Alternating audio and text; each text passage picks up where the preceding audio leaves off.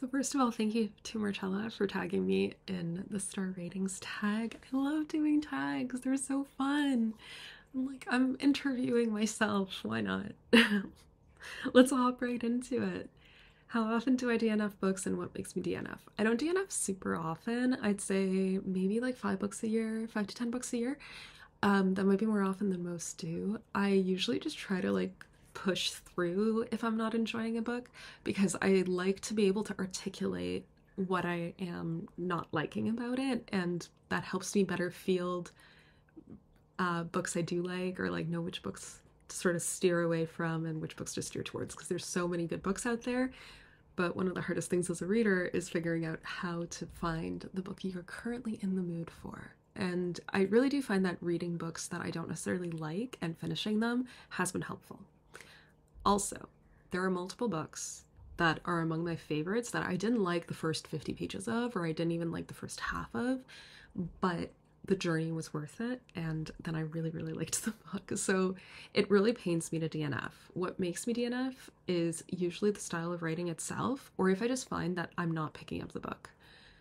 I will really just DNF if, let's say I've been reading the book for a month and I literally haven't opened it and I'm maybe halfway through. I'm like, well, clearly I'm not wanting to read it. Clearly I'm not drawn to it. If I go then and try to sit down and I'm bored after 10 pages, we call that a DNF. I'm trying to get better at DNFing, and just if I'm not feeling it, I'm not feeling it. Sometimes I do feel really bad about it because it's either a book that someone's recommended to me, or there's some reason that it's I really should quote unquote read this book. But sometimes it's just not the right time. My Goodreads shelf has a tag called DNF for now, because it really is for now. Some of those books I plan on getting back to, but for now they were just wrong place, wrong time, didn't click for whatever reason. I do rate books 1 star. 1 star, the way I have it written in my Goodreads profile, 1 star means that my life was better before I read this. There are definitely books that I've read and I was mad about it. I finished them and I would be like, I wasted my time on this. I did not enjoy this experience. There was no payoff, or I was hoping for one thing and it really wasn't that, and I'm actively angry about it. That's what gets a 1 star review from me. I do want to say I love reading 1 star reviews. Social media wise, I love bad reads. Just the spin-off of Goodreads, which is people putting 1 star reviews. And I love reading 1 star reviews because sometimes they're very irrational and hilarious, and then I want to mock the reviewer, but I'm sure some people do that about my 1 star reviews as well, because we're all different, etc. But sometimes 1 star reviews can be really informative, and they can tell me, okay, these are the problems with the book, but if that's not stuff that bothers me, I might still like the book, and vice versa. I think there's merit in it, and I'm a big believer in not just doing a ceiling effect for books and not just rating all your books as a 5 star, because then, I mean, for some people that works. Well, for me, it's there's a star system for a reason, and I'm trying to sort of distribute books where they, so that they fall where they're supposed to fall. And I guess that's why I'm doing this tag. So what is a 2 star book? A 2 star book for me is always I didn't personally resonate with it, but objectively it's a decent book, and I could see myself recommending it to certain people even if it wasn't the book for me. Usually it's because something annoys me about it, or there isn't a lot of it's not my style, I wasn't captivating, I ended up skimming through part of it, but objectively it is interesting. One book that comes to mind that I know I rated 2 stars was She Who Became the Sun. And it's a historical fiction retelling with some fantasy, and just, I'm not a fantasy reader, I'm not a historical reader. I really liked the beginning of this book when our main character was training in an academy. I found that compelling. But later, when the setting of the book was a battlefield and things were very tactical, and there was this high fantasy rewriting of stuff, it just did not speak to me, and it's not my vibe. But if I know of anyone who's interested in retellings and in this flavor of high fantasy, I will definitely recommend this to them.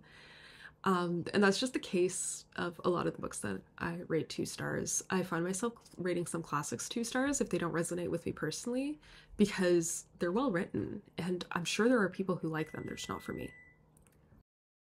That little beep was the sound of my lunch. This is very exciting. I do have time to finish the tag though. Is a 3-star book a good book for you? I'd say yes. I enjoyed it. 3 stars is sort of the default rating. Like, I go into a book assuming it's going to be 3 stars. If I assume it's going to be more, I get disappointed a lot. So sort of my default rating when I finish a book is like, okay, is it 3 stars? 3 stars means I had a good time. I enjoyed reading it. I would recommend it to certain people depending on what they like, depending on what I know about them. But it's not over the moon, and it's not like, oh, this annoyed me or it didn't really grip me. It's like, it's a solid read. I try to rate a lot of books 3 stars actually, and I find myself rating a lot of books like 3.5 and rounding down to 3. And all that really means is like, it wasn't spectacular, but it was solid. It was good. I very much have an appreciation for the 3 rating. The 3 out of 5 rating, I consider that my default. That said, I know it's like a bad rating when looking at like Goodreads. I don't know how it is on Storygraph. I keep thinking about switching it around, like, or just having both. Let me know what you think about that. But I know it's like perceived as like a negative rating, but the scale goes from 1 to 5. So 3 is the middle. That should be a middle rating. That should be a, yeah, this book was fun. What does 4-star mean then? So 4-star really does mean that it went beyond fine. Like, it was genuinely just really good. If people are going to ask me what's a good book you read recently, 4-star books will be on that list. 4 stars really to me just means like, I had a really good time with this. It was solid, it was well written, it was entertaining, it kept me engaged, it made me think, it was informative. Like, I just had a solid, good time. Often it's books that like, it's what they say on the tin. Very often it's like, let's say I'll expect a book to be good, and then it is, but it's not like life-changing, but it's just good. I had a great time with it. That is a 4-star book. And I really love reading books 4 stars actually, because they're the ones that don't make me like get really emotional and become slightly incoherent, but they're the ones that I'm like, this is solid. Like, I will recommend this to a lot of people. I'll be like, yeah, this is like objectively a very good book. I like giving 4 stars. It's a nice zone to be in. And the next question, do you ever give half-star ratings? Kind of. So I'm using Goodreads right now, which is whole star ratings, which is why I'm like considering switching to Storygraph. That and a bunch of other features that I do like about it. Maybe that'll be my New Year's resolution. But mentally, I definitely give half-star ratings. And as I mentioned, I very often have books falling on the 3.5, and on Goodreads deciding whether to round down to a 3 or round up to a 4 usually depends on like the writing style / like work that went into the book, or its accessibility, or like its appeal to, whether it would appeal to a lot of people or whether it like really resonated with me. It's kind of all these sorts of factors, but it's definitely a gut feeling. I mean, all of these are just gut feelings, right? I don't have like a full scoring system. It's literally just, what is my emotional response to it? Which leads me to, do I rate books 5 stars often? And what do they do to make me give it such a high rating? Again, it's a very emotional response. So if the book elicits an emotional response in me, like a strong one, and to the point where I'm like, I'm actively impressed, it gets 5 stars. It's really hard. Like, if a book impresses me, and a lot of books really do impress me, because I think some of the books that exist are just incredible, absolutely incredible, and super impressive and super just amazing to lose yourself in. So if a book is impressing me, it gets a 5 stars. It's really hard not to give it a 5 stars. Sometimes there's a couple of books that I'm giving like 4.5, and then I'm like debating whether to round up or down, and I'll like switch the rating a day or two later depending on how it's sort of sitting with me.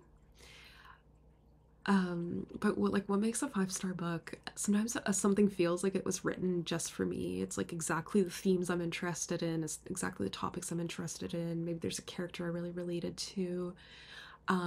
If it's a book that I find I can't put down, and once I read through it, it's like really satisfying. Like I'm thinking of one of my favorite books of 2022 was Emily St. John Mandel's gosh, Sea of Tranquility. And Sea of Tranquility I read in one sitting. Like I was gonna just start it and then I read it like well into the night and I was sleep deprived from it. Like that gets a 5 stars. If it kept me up, if my mind was buzzing after, if I was like excited about reading it and I got lost in it, it's a 5 stars. It's hardest deciding like in a nonfiction. I'd say if a nonfiction book is good, I really struggle deciding whether it's a 4 or 5 stars. While in fiction, it's a little easier because it's easy to feel whether I have that like emotional response to it, especially if I give it a day or two. Sometimes when I'm not sure if a book warrants 5 stars, I'm also reading the 1 star reviews to be like, what wasn't good about this? And depending on how much I agree with those, I might bump it down to 4 or I might keep it at 5. Like we kind of see. So it's all about vibes. It's all about how I'm feeling in the moment. None of my star ratings are particularly fixed. I keep thinking that I should bump up Parable of the Sower from 4 stars to 5 stars because I rated it 4 stars when I first read it, but that book has just stuck with me and is one of my favorite books that I recommend to a bunch of people. So I'm like, I shouldn't bump it up. But objectively, I like the sequel more, so I want the sequel to have a higher rating. So this becomes a whole situation where I have Parable of the Sower, the first book, at 4 stars, Parable of the Talents at 5 stars, even though the first book's one of my favorites. So what I'm saying is star ratings are fake anyway. My rating of books definitely changed over the years. I don't remember my old Goodreads login. I think I started my current one in 2020 and like went back and added a bunch of books, but I definitely had a Goodreads like, I don't know, in 2012 or whatever. And back then I was very much the kind of reader that gave 5 stars to everything unless I liked it a little less, then it was 4. Unless I really didn't like it, then it was 3. I really don't do that anymore. I really sort of default start at 3 and then add or subtract. That said, it's really relying on a gut feeling, and there was a book app that I started using in tandem with Goodreads, and I'm really sad that they shut down. It was Readerly, and Readerly just had 3 options, which was awesome. It was not for me, recommend, favorite. Because that system really just like reflected how my brain works. Like a 1 star to me is something I would never recommend or not be interested in. A 2 to 3 star is something that I would recommend given the right circumstances, and a 4 to 5 star is a favorite. And they're just different layers of favorite.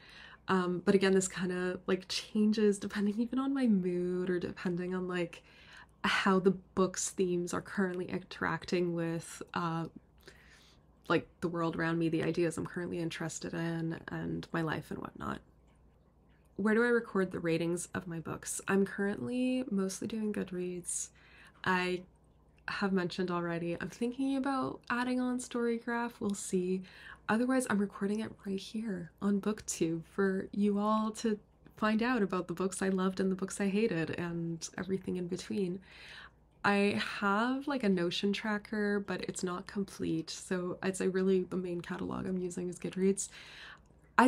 It's like bad user interface 2007 internet feel. There's something nostalgic about it that I do like. What I'm interested in storygraph is not just like the partial star ratings, which is really fascinating, but also the TBR shelf randomizes the order in which the books are shown to you, which is something that in Goodreads is annoying because sometimes I'll add something to a TBR and like forget that I added it completely, and I find that it's cool that storygraph can randomly remind you of something you added like 2 years ago. I also really like that you can set goals on storygraph for amount of time listened to audiobooks and amount of pages read in a year, whatever, and not just number of books. But at the same time, I don't like hyper tracking stuff. I like the amount of tracking that goes into Goodreads, where it's like a little loosey-goosey and a little based on vibes. Like, what does a goal of 100 books a year mean? Does that mean that 5 volumes of manga count the same as reading 5 Dostoevsky books? Yeah, kind of, because it's fake anyway. And because you know that the tracking isn't like super accurate, it all feels less, that the stakes are just lower. The stakes are just lower, and I feel the same way about like not being able to do half-star ratings or anything like that on Goodreads. I enjoy just being like, oh, it was really good, or it was kind of good, or I really loved it, or this was not for me, and just doing bulk categories. I find that if I start to like hyper record stuff, or like I'm just gonna like get really bogged down in the details and be like, is this a 2.5 or is this a 2.75 kind of book? I don't know.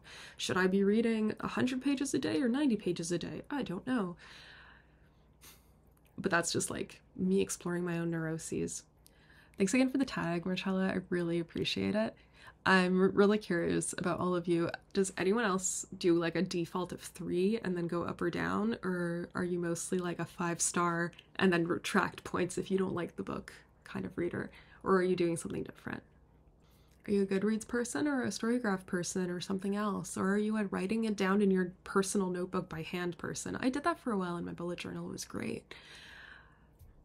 Okay, it is time for me to have lunch. It is time for this video to end. I will see you soon. I hope you read a very good book soon. Bye.